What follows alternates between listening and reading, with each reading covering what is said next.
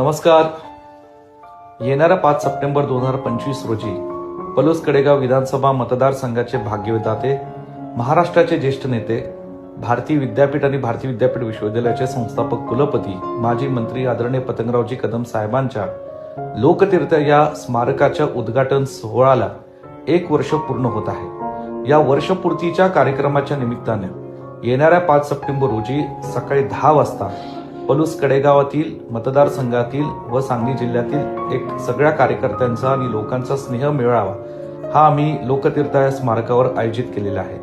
या कार्यक्रमाच्या निमित्तानं पलूस कडेगाव मतदारसंघातील ज्या गावांशी आणि लोकांशी पतंगरावजी कदम साहेबांचं भावनिक नातं होतं, त्या गावातील लोकांना मी नम्रपणे विनंती व आवाहन करतो की आपल्या गावातील माती घेऊन त्या ठिकाणी त्या दिवशी लोकतीर्थावर एक वृक्ष रोपणाचा कार्यक्रम आपण आयोजित करत आहोत.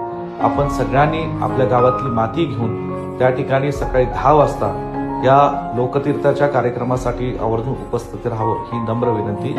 या कार्यक्रमासाठी महाराष्ट्र प्रदेश काँग्रेस कमिटीचे अध्यक्ष हर्षवर्धन सपकाळजी, माननीय विजय वडेट्टीवारजी, माननीय सत्यजित बंटी पाटीलजी आणि आपल्या सांगलीचे खासदार विशाल पाटीलजी हे सगळे मान्यवर उपस्थित राहणार आहेत. आपणही मोठ्या संख्येने उपस्थित राहावं ही नम्र विनंती.